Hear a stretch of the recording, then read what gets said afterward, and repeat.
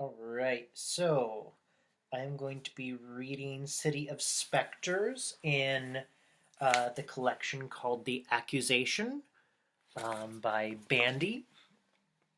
And I'm not completely sure of some of the pronunciation of these names, so I will do my best. But this is City of Specters. The day before the National Day celebrations, Pyongyang was decked out in all its finery. The past 3 months of tireless preparation had paid off in spectacular fashion. When the subway train pulled into Pungyon Station, Han Yong-hee only just managed to jump on, shoulder her way through to the back of the carriage, and grab the last available space. Underground, it was every bit as thronged with people as the streets on the surface. At each station, a tide of people surged into the carriage. Soldiers, university students, middle school pupils, young farmers hefting models for the ceremony, ordinary citizens bearing armfuls of flowers, Boy Scout leaders gripping cudgels. Their appearance, and particularly the things they were carrying, showed that they were on their way to the rehearsal for tomorrow's mass games, in which 1 million people would take part. As more and more people piled on, Gyung-hee was forced to wriggle her sturdy frame from side to side to keep herself from being mercilessly squeezed. Still, she kept her eyes on her son the whole time. The 2-year-old boy was practically glued to her, sandwiched between her ample chest and her office bag. He seemed to cling ever closer to his mother, his wide eyes darting nervously around. The air in the carriage, a stifling fug of heat and noise that had worsened once the train pulled out of the station, seemed to cool off just a little, and Young-hee could breathe a little more freely. As she did, she was able to hear again the voice of the nursery governess, ringing out clear above the babble of conversation and the train's clattering motion. In the nursery, at the end of the working day, seeing each child safely into the arms of a parent, the governess had singled Yong-hee out for one of her lengthy spiels. "Ah, comrade manager, I wonder, have you been scaring your son with stories of the Iobi, the fearsome creature who stuffs disobedient children into his sack and tosses them down a well? I ask because he was just having a nap earlier. Your son, of course, not the Iobi. When all of a sudden he jerked awake, covered in sweat and screaming as if he would burst. Iobi! Iobi! Extraordinary to think someone like you could have produced such a delicate constitution." "You're right, he must get it from his father's side. If he was anything like me, it'd take more than a fairy tale to frighten him." Young-hee forced a laugh.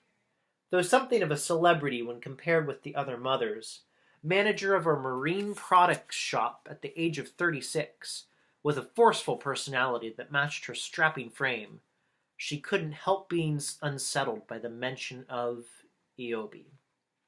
Of course, the governess had been likely speaking in innocence, mildly annoyed at having to deal with such a sensitive child, and wondering how to prevent similar outbursts in the future. But Gyong-hee wasn't the type to take such comments at face value. Has the governess picked up on something? She wondered. Why else would she ask about the Iobi of all things? How much does she know? It was a futile train of thought, and she knew it. She berated herself for such spineless fretting. And yet, after she got off at Seongri Station and made her way back up to street level, the same thoughts began to crowd back in. Only when she arrived at Kim Il-sung Square, where an army drill was taking place, did a new realization come to her, one that trumped all her previous worries. Over the sea of heads and fists raised in salute, the window of her apartment was clearly visible, on the 5th floor of their building. All she had to do was cross the square to find herself at home. Today, though, this wasn't an option. Not because of the drill, but because entering the square would bring her son, already alarmed by the 1,000-strong cries of "Long live Kim Il-sung! Long live North Korea!" face to face with the terrifying Iobi. "This kid," Gyeong-hee muttered under her breath, barely aware that she was speaking. "I Wet rag, just like his dad. Abandoning her usual route home, Gyung-hee turned instead to a nearby shop which specialized in children's clothes. Her son was really the spitting image of his father, with a body as feeble as his mind. What else but a congenital weakness could account for a child's throwing a fit at the sight of a mere picture? If it hadn't been for her husband, Gyung-hee would have gone to the hospital days ago and demanded some kind of treatment. But no, it had to be kept hushed up. So the child was still a baby. What did that matter? He was the son of a supervisor in the propaganda department, and having a tantrum at the sight of Marx's portrait had serious implications. And besides, now that the preparations for National Day were coming to a head, people were at such a level of excitement they'd be liable to mistake a dropped spoon for a grenade. The event itself would be followed by a strict review, and woe betide any participant who had demonstrated less than revolutionary fervor. No, it wouldn't do to step out of line just now. There were only a few days left, after all. They just needed to keep their heads down. This was all Gyung-hee's husband had to offer by way of a remedy. The child she was carrying seemed to grow twice as heavy, and the sky, whose clear blue had been such a welcome contrast to the gray clouds of the past few days, began to stir with an unseasonal southerly wind. As they turned out of the alley where the clothes shop was situated, the contrast could not have been greater. From a lonely place where gusts of wind pursued fallen leaves and scraps of plastic lay idle in the gutter, to the vast expense of the central road. There, where the mass celebrations would soon be taking place, the street looked like some fierce wild beast, shaking its mane and roaring. Bristling with posters and placards, strong, sharp lines of red writing that made the eye wince to look at them, lined on both sides with innumerable flags, their fabric snapping taut in the wind, pierced by shrill whistles, underlining each new announcement or command, rent down the middle by a dark blue broadcast car, blaring slogans through its loudspeaker again and again so that the whole street rang with them. Punctuated every so often by a plane looming low in the city skies, rising from takeoff or coming onto land. Even their engines seemed to explode into an unprecedented roar, agitating the figures who moved below, causing them unconsciously to quicken their step. As soon as Gyung-hee arrived home, she spread her son's toys out over the floor. "Look, my little Myung-shik, don't these look fun? How about a little playtime? Beep beep, ring ring." Leaving him to his own devices, Gyung-hee moved quickly to the windows and drew the curtains she'd put up. Their apartment was at the very front of the block, with one window facing south and another west. The south-facing window looked out onto the portrait of Karl Marx, hung on the wall of the military department building, while the west-facing window framed a similar portrait of Kim Il-sung, hung near the VIP balcony of the Grand People's Study House. Gyung-hee had to keep Myung-shik from seeing these portraits. But the white nylon undercurtain, provided as standard and kept drawn during the day, wasn't there to block the portraits out, and if anything, the hazy shapes created by the curtain's thin gauze were even more frightening than the solid reality. Myung-shik's initial terror had come from a face-to-face encounter with Marx's portrait, and with his stressed mind and active imagination, the picture loomed larger by the day. It was getting on toward the evening the previous Saturday when it first happened. A citizens' rally was taking place in Kim Il-sung Square, with the aim of encouraging people to be even ever more energetic in preparing for the celebrations. Everyone was pushed for time, so the rally had been organized at an hour when most workers would normally be heading home for the day. Myung-shik had a cold, and as Gyung-hee, reluctant to leave him in that state, couldn't very well absent herself from the rally, in the end she'd strapped him to her back and gone into the square. Myung-shik was prone to colds, seemingly a product of his weak constitution, But this was something different. His tiny body was burning hot against her back, telling Gyeong-hee that his fever wasn't to be dismissed as a mere sniffle.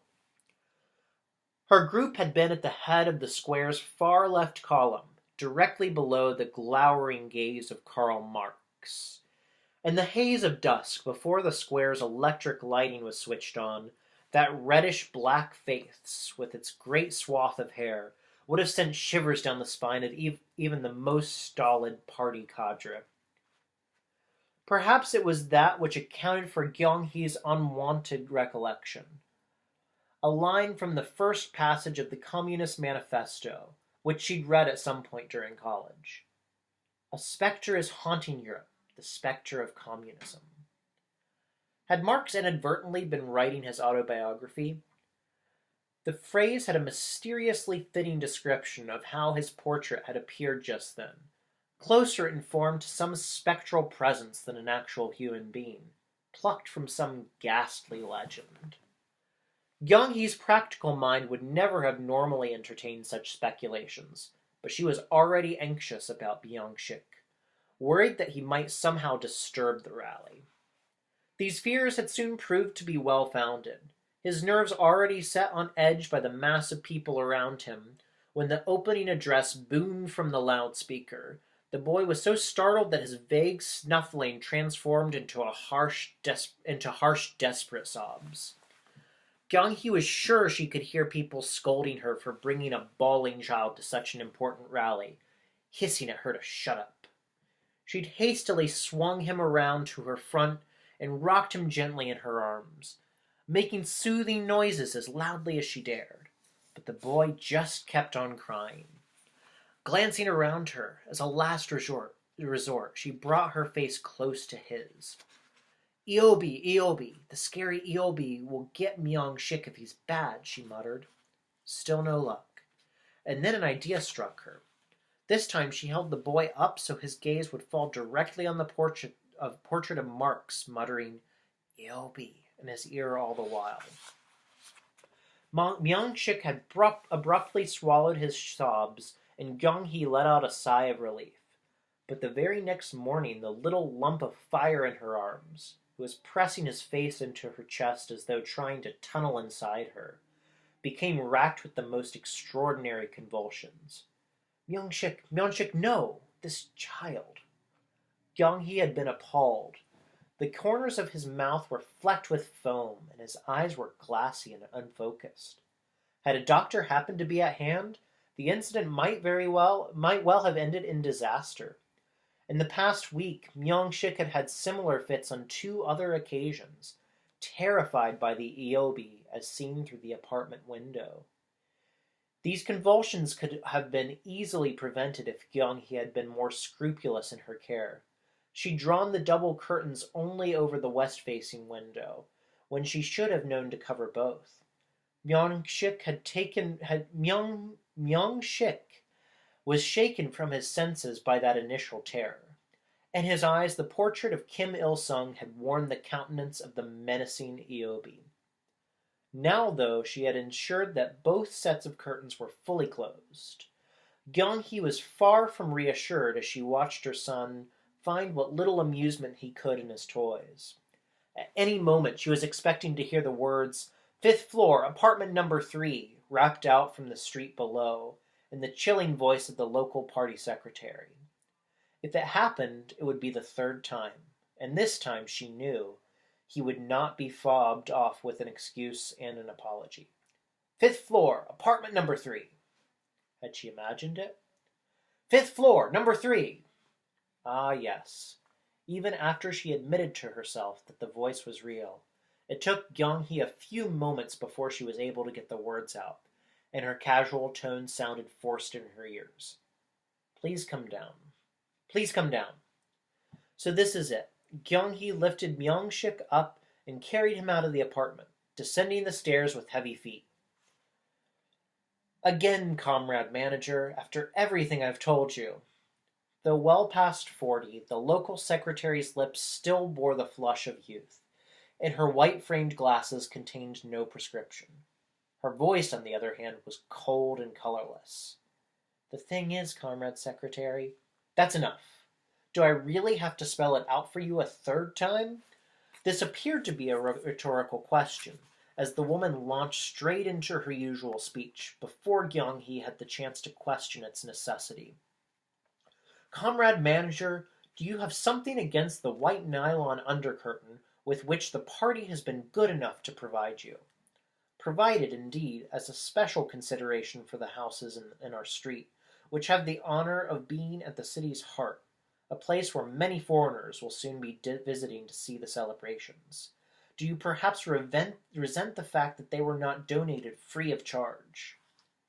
That's not it. It's just, look, every other house has those same curtains, so the street can look neat and uniform, which it would if your apartment wasn't sticking out like a sore thumb.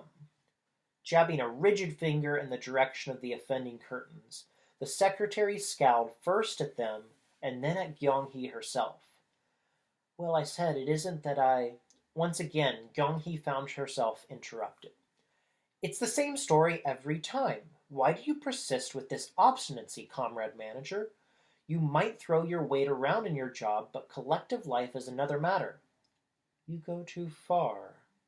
Too far? The secretary thundered, though Gyung-hee's protest had been couched in the mildest terms. She began to flip through the red notebook she'd had tucked under her arm. Given your family's loyalty to the party, I'll tell you frankly how things stand.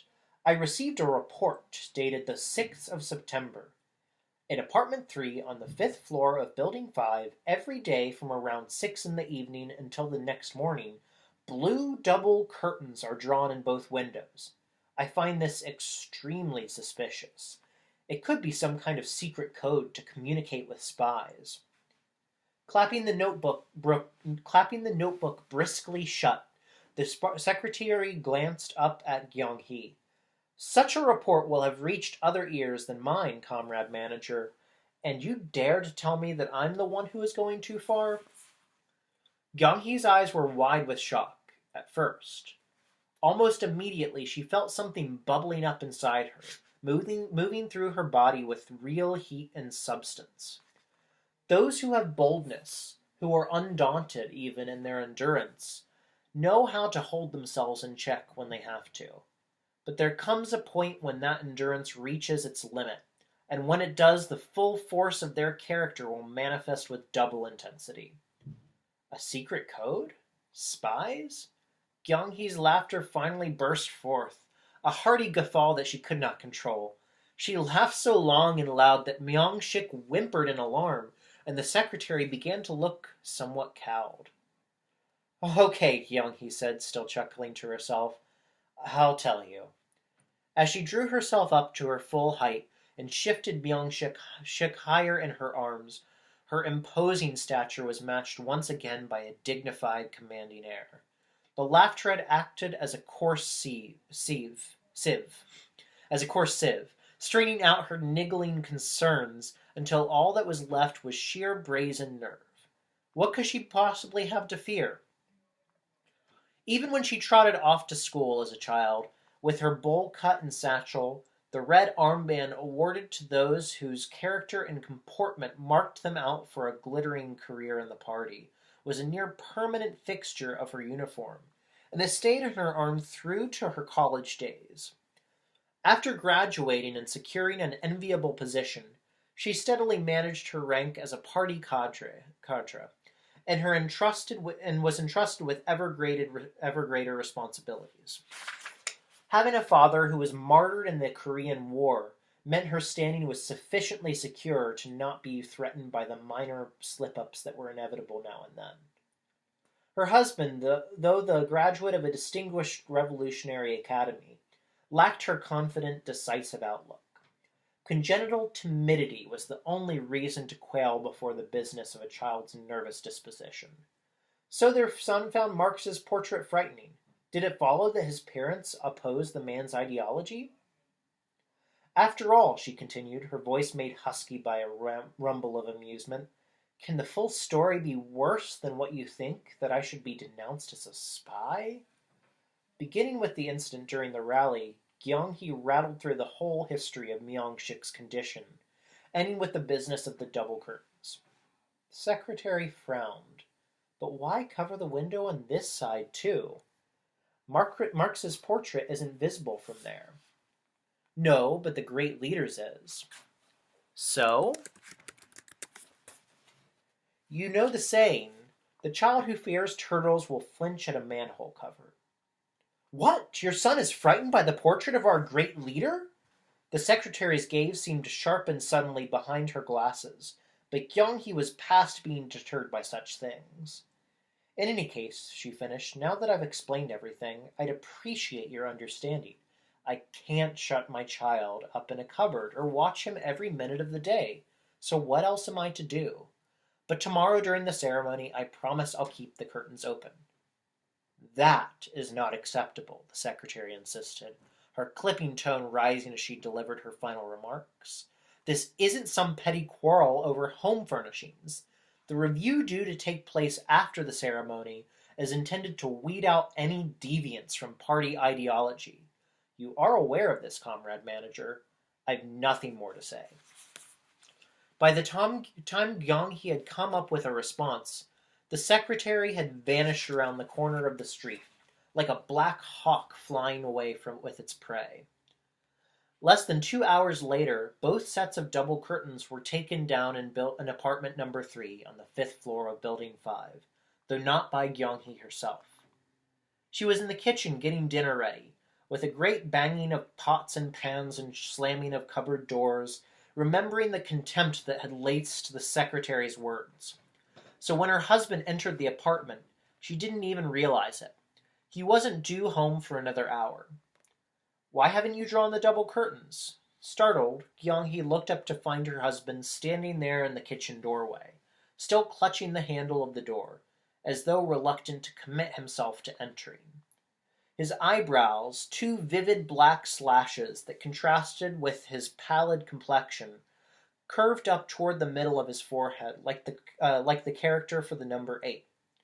Well, why have you drawn them apart? Why have you drawn them again?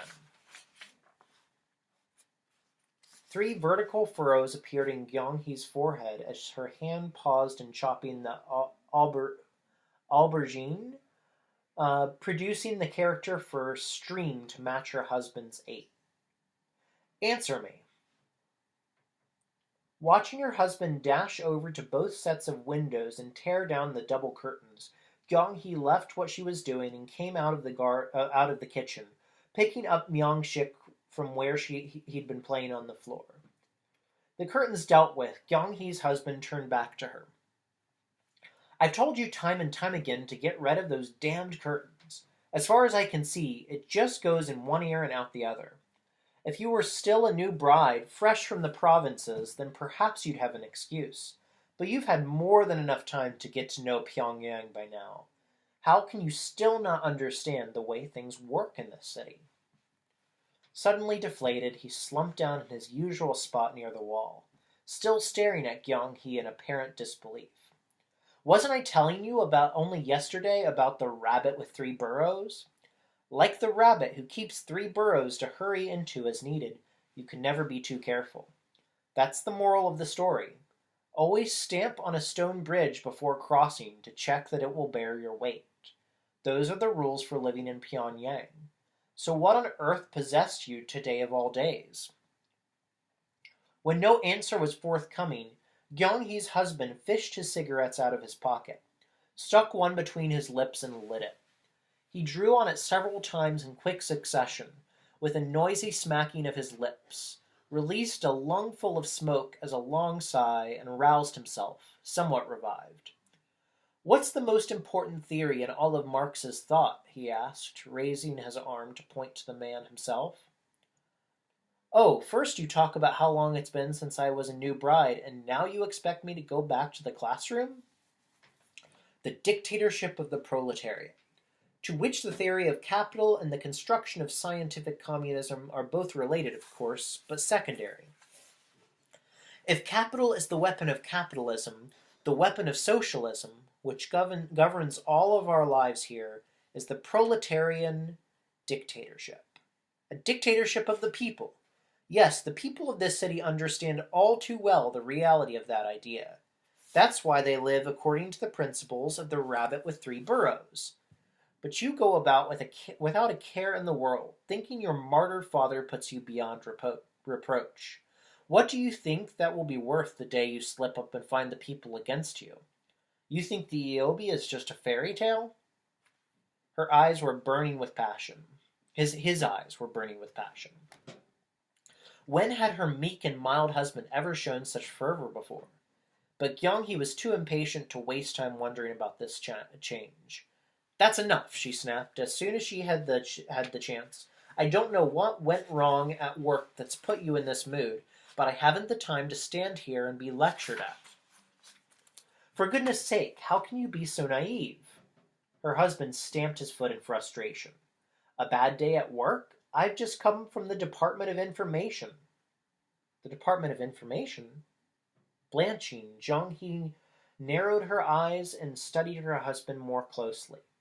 Then she laughed, relieved, as it all became plain. Ah, I get it. Because of the secret code, right? She laughed again. What, you were called there too? No, but our street secretary was just here, telling me all about this report that had been filed against us. She did hint that it might have gone higher up. And what did you tell her? About the reason for the curtains? The truth, of course. You think that's worse than being accused of spying? A secret code? Ha! There's nothing to laugh about, I tell you. I tried to explain that Myung-shik must have inherited my feeble constitution, that's why he has this condition. And do you know what the department chief said? No, what? That our physical constitution isn't all we inherit, that our mindset comes from our parents too. He really said that? Yes, and what would it say about you or me if we'd passed on to our son a fear of the great leader's portrait? Well? But that's ridiculous. Is it? It's as simple as 2 times 2. Outside the window, something glittered like the flash of a knife, followed by an almighty clang, as though a metal barrel were crashing down all 5 flights of their building stairs. The wind slammed their front door shut, which Gyeong-hee's husband had left open in his haste. No sooner had the echo died away than it was replaced by the gentle drumming of rain against the window pane. The rain carried on late into the night, repeatedly dropping into a murmur only to return to a fresh crescendo. Myung-shik's sleep was so fitful it barely warranted the name, and Gyeong-hee had to sit by him all through the night, soothing each bout of tears. It was the night before National Day, a day of celebration which the entire city had been anticipating for months. And Gyeong-hee was so exhausted that she nodded off time after time as she sat by her son. Each time the rain slackened, the electric lanterns festooned the streets flickered back on again, their light causing multicolored flowers to bloom on the window panes. Had it been a different holiday, the Lunar New Year or Harvest Festival, the sight would have lightened Gyeong-hee's spirits, but these lights just seemed to mock her. As she'd drop off, then startle herself awake again, her hand would automatically feel for Myung-shik, but then her head would resume its jerky nodding like a pestle-pounding rice flour. The surge of the rain, the sighing of the wind, the night lying otherwise silent in the streets, eventually all these disjointed elements came together to form a single dissonant chord, unfurling an alien cityscape in Gyeong-hee's exhausted mind. A drawn-out cry blew in from somewhere, reverberating through the sleeping city. Iobi. What are you doing hanging around when you should be asleep at home? Planning to spoil tomorrow's celebrations? But what was this? A monstrous hairy figure straddling 2 of the tallest apartment buildings, a foot on each roof. It was none other than the Iobi himself. So horrified that her wits deserted her, Gyeong-hee turned and ran for her life. But the tense little faces peering out of each window, as densely as the cells in a hive, scrutinized the movements in the street below, belonged not to people but to rabbits. They were the rabbits from the fable, the one her husband had learned by heart as a child. But how had Yong-hee become trapped inside it? Frantically scanning her surroundings, she was back in her apartment now. But the nightmare was ongoing. She spotted another of the rabbits lying stretched out on the bed over there, a particularly pathetic-looking specimen. Its mouth formed a pitiful O of surprise, but it was fast asleep and snoring thunderously. It must have been the Eobe's harrying roar that left it so drained. But what was that row of small white teeth she glimpsed inside its gaping mouth? Why, it wasn't a rabbit at all. It was her husband. "Mama!" Oh, sleep, Myung-shik. Even in the grip of her trance, Gyung-hee had been mechanically going through the motions of soothing the restless Myung-shik. But now her movements began to slacken again, little by little. She slipped into that same sleep in which, in spite of the howling wind, the exhausted city was readying itself. As soon as the next day dawned, people rushed to their windows to peer anxiously upward. Young or old, man or woman, there couldn't have been a single person in the whole city who wasn't examining the sky, trying to second-guess the weather. The signs were far from promising. The sky was covering itself with ink-black clouds, threatening an escalation in the already steady rain. Around 6 o'clock in the morning, though, it appeared that this was a false alarm. The rain petered out, and the sky showed its face as though nothing had ever happened. In the barracks, schools, and factories, the 100,000 ceremony participants began to stir themselves, all according to plan. But not even 30 minutes had gone by before the sky put on another bombastic display. This time the rain went well beyond a mere shower, pouring down in great vigorous sheets, enough to throw the whole city into turmoil. Sewers overflowed into seething gutters, and people sought refuge anywhere they could. In subways and apartment buildings, in underground stations and bus stop shelters, beneath the awnings of public buildings or the lintels of front doors, watching the raging torrent with dismay. 8 o'clock went by, then 9 o'clock.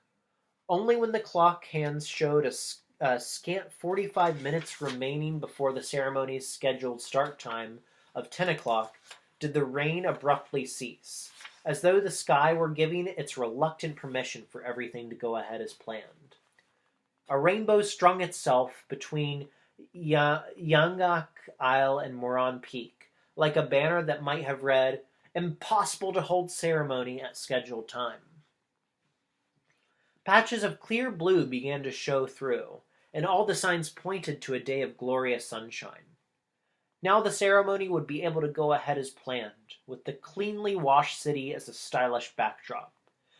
If the 100,000 people scattered throughout the city center could manage to converge on Kim Il-sung Square within the next 45 minutes.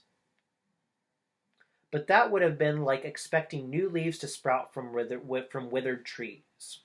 In place of the rain, the sky began to crackle with innumerable radio broadcasts, including transmissions from the chief broadcasting offices of certain Western countries. North Korean National Day celebrations, 3 months in the planning, postponed due to torrential rain. Thus the foreigners displayed their ignorance of Pyongyang. "Citizens, your attention. The ceremony will proceed as planned. All participants must, without exception, present themselves at their designated assembly point." The broadcast on Radio Channel 3 shrilled its message into the city's collective eardrum. From the subways and apartment buildings, underground stations and bus stop shelters, beneath the awnings of public buildings or the lintels of front doors, people dashed out like bullets fired from a gun. Only Gyung-hee remained where she was, alone but for Myung-shik in her hushed apartment. She heard the broadcast along with everybody else, understood the emphasis implicit in the words "without exception."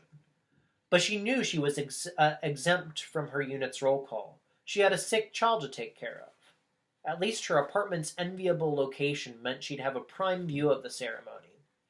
Moving to the window, she looked out over the vast expanse of the square, still deserted despite the repeated broadcasts, and with only 35 minutes left on the clock.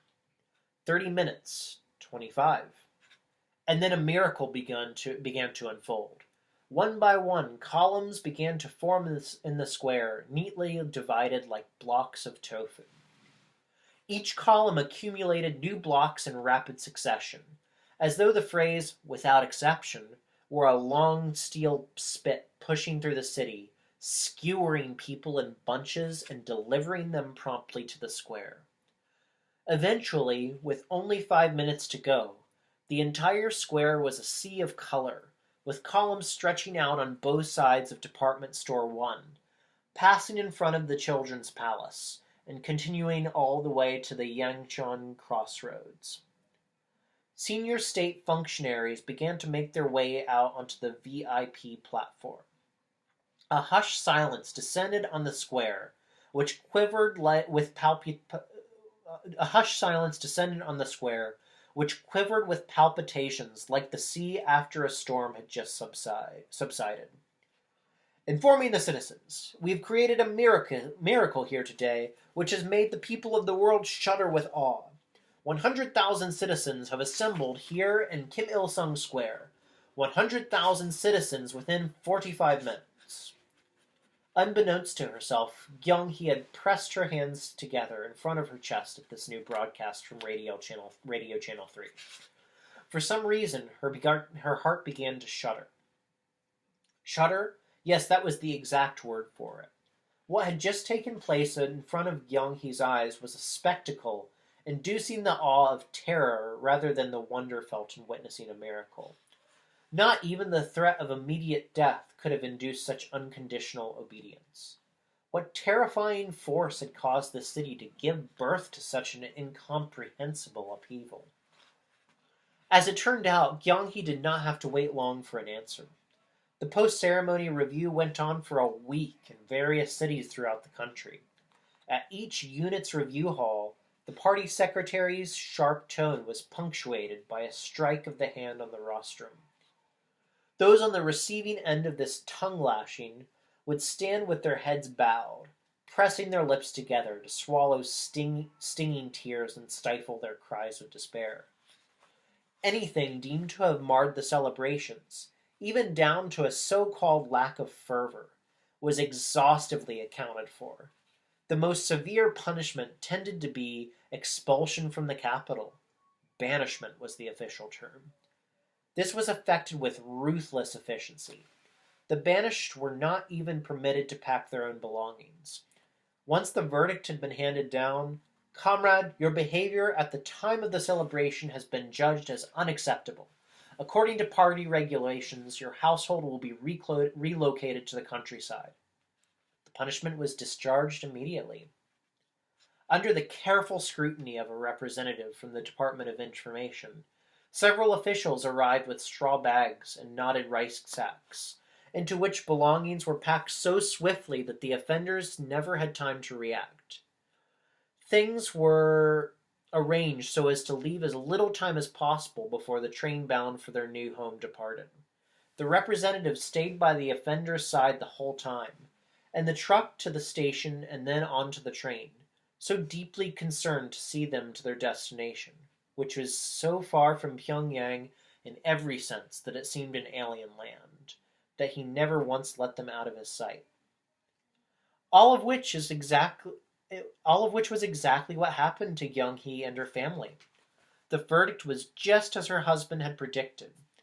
Neglecting to educate their son in the proper revolutionary principles, with a negative effect on the National Day ceremony. Further, making coarse remarks about the portrait of Karl Marx, the father of communism, and comparing the portrait of our great leader to a manhole cover. The accused are therefore guilty of jeopardizing the preservation of our party's ideology. There were 4 passengers in the truck, which left close to midnight, the icy chill of mid-September biting down to the bone. Han Gyung-hee, her husband Park Sung-il, and son Park Myung-shik, plus the representative from the Department of Information, crouching in the cargo space among the family's belongings. The seat next to the driver was free, but the representative, ever solicitous of his charges, had elected to stay next to the family. The baby cried and cried, his exhausted, monotonous sobs, and the hemp hood that had been tied under Gyung-hee's chin created a vivid picture of the family's suffering. Her husband chain-smoked throughout the journey, and when a spark from his pipe landed on one of the bundles of clothes, burning a small hole through the fabric, no one moved to brush it off. Before he left, the driver had to bend over the engine, coaxing the sputtering machine into life. Even that brief space of time was enough for a multitude of thoughts to come piling into Gyung-hee's mind. They popped up one after another, a bewildering procession of disjointed fragments. There were the potsherds which she used to serve up a meal of sand when she was still young enough to play at keeping house, and the time she'd scrapped with the neighbor's son who dared to call her a tomboy. Or that winter vacation in her first year of college, when she arrived home after taking the night train alone across the country, a distance of some 30 ri. "Look at this girl," her grandmother had exclaimed. "Does she know no fear? She must be possessed by the spirit of some general." And it was true. With a martyred father to give strength to her own inherent daring, up until now Gyung-hee truly had lived in ignorance of what it was to fear. Yet now fear seemed to govern her entire existence. The door to the driver's cab banged shut, and the engine roared into life. The sound scattered Gyung-hee's thoughts, and her field of vision narrowed to take in only the window to her side, brightly lit as though someone were seeing them off. Gyung-hee shifted and coughed as the vehicle jerked forward, trying to dislodge the column of water vapor that seemed to burn behind her breastbone. Was it the knife-sharp glance of the representative that made her feel that burning sensation inside her? Or the decorative lanterns strung from the roof of the State Department building, which seemed to command her to marshal her thoughts along the proper channel? Her blank gaze shifted, and the square's 2 portraits loomed into view. Karl Marx, his features buried in a bristling sea of beard, and Kim Il-sung, his lips set in a stern, disapproving line. 2 red specters bellowing at Gyung-hee. "Stop this useless brooding, comrade. You dare to think your punishment unjust? When you're given an order, you follow it without exception.